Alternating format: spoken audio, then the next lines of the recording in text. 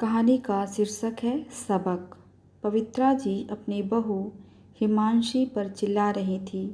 ये नाश्ते का समय है, घड़ी देखा है 10 बज रहे हैं। रोज़ रोज़ का तुम्हारा यही रवैया है। शादी के 1 साल हो चुके हैं, अभी तक यहाँ का रहन सहन नहीं सीख पाई हो। पवित्रा जी हमेशा अपनी बहू हिमांशी के काम में मीन मेख निकालती रहती, बात बात पर उसे सुनाती रहती, पर हिमांशी कभी पलटकर जवाब नहीं देती। सिर्फ इतना ही कह पाती, सॉरी मम्मी जी, अगली बार ध्यान रखूँगी। पवित्रा जी जिस तेज़ी से हिमांशी के हाथ से थाली छीनकर खाने की मेज पर पटकने वाली थी, उससे भी तेज गेट की आवाज़ आई भड़ाक। बैग लिए लगभग चिल्लाते हुए शिवी घर में घुसी। मम्मी, अब मैं नहीं रहने वाली उस घर में। अरे क्या हो गया मेरी लाडू को? हड़बड़ाकर पवित्रा जी थाली एक ओर रख बेटी की ओर लपकी। सोफा पर बैठते ही शिकायतों की झड़ी लग गई। क्या माँ, कैसी जगह ब्याह दी? सास ने जीना दूभर कर रखा है। कहती हैं मैं सेवा नहीं करती, घर का कोई काम मुझसे ठीक से नहीं होता। सेवा? पवित्रा जी अब भी समझ नहीं पा रही थी। हाँ सेवा, देखो ना, सुबह सुबह सास चिल्लाना शुरू कर देती है। उठो, 6 बज चुके, नहाओ धो पूजा करो, ना भी करो तो कम से कम नाश्ता बनाओ, टिफ़िन पैक करो पापा जी और पति परमेश्वर के लिए। वो खुद नहीं बना सकती, पति और बेटा तो उन्हीं का है। इस बीच पवित्रा जी की बहू दोनों के सामने मिठाई, बिस्किट और पानी का गिलास रख गई। जाते हुए सास के खुले पड़े नाश्ते को भी ढक गई। ये क्या बोल रही है शिवी? इतना काम तो हर घर में होता है। कहाँ होता है मम्मी? मैंने यहाँ किया था ये सब। इतनी टोका टाकी, जी करता है किसी दिन गला ही दबा दूँ बुढ़िया का। पवित्रा जी का हाथ झट अपने गले तक पहुँच गया। वह शिवी को खींचकर अपने कमरे में ले गई।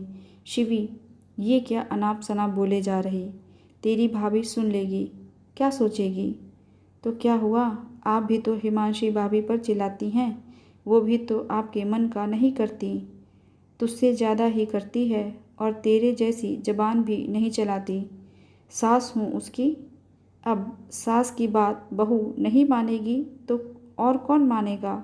अच्छा, आप भी तो दादी की हर बात नहीं मानती थी। निरुत्तर हो गई पवित्रा जी।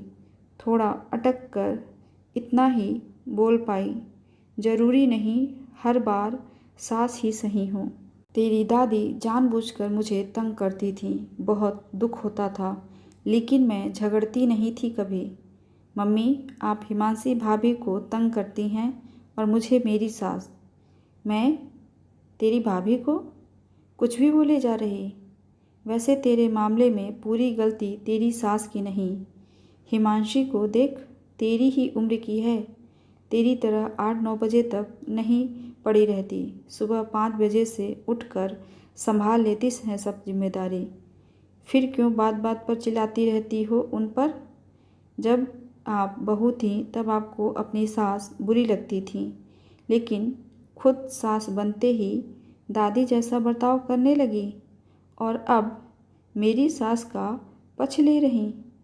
छोड़ो माँ, आपको तो अपनी ही बेटी गलत लग रही तो ठीक है, नहीं रहना यहाँ, मेरा ससुराल ही भला। शिवी आंधी की तरह आई थी, तीर की तरह निकल भी गई। पवित्रा जी सोच में पड़ गई। सच तो कह गई शिवी, अपनी सास की वजह से मैंने जो भुगता वो नाराज़गी बहू पर क्यों निकाल रही हूँ? क्या हिमांशी भी मेरे बारे में ऐसे सोचती होगी? नहीं नहीं, ऐसी नौबत नहीं आने दूंगी। शिवी से भी बात करनी होगी। सास के साथ उसका रवैया अच्छा होना चाहिए। हम दोनों को अपने अपने रिश्तों की दरारों को खुद पाटना होगा। उन्होंने मेज पर ढके नाश्ते पर से प्लेट हटाई। हिमांशी, अब क्या दोपहर में नाश्ता करेगी? अपनी प्लेट लेकर आ, बैठ पास। साथ में नाश्ता कर लेते हैं। शाम को हिमांशी की फ़ोन की घंटी बजी। उधर शिवी थी। हेलो भाभी। अरे शिवी दीदी, आज इस तरह अचानक आई, फिर रुकी भी नहीं। आप ठीक तो हैं ना? शांति रखिए भाभी, सब ठीक है। पहले ये बताइए, मम्मी कैसी हैं? माँ जी बहुत दुखी हैं, शायद आपके यूँ चले जाने से। भाभी, मैं पूछना चाहती हूँ, आपके साथ कैसी हैं मम्मी?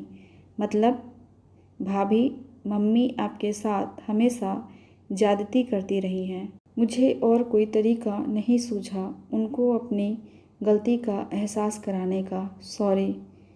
मेरी तीखी बातों से मम्मी को जो दुख हुआ वो मैं मना लूँगी उनको। आखिर माँ है मेरी, दिल की बुरी नहीं। अच्छा, अब फ़ोन रखती हूँ। हिमांशी को हैरान छोड़ शिवी फ़ोन काट चुकी थी।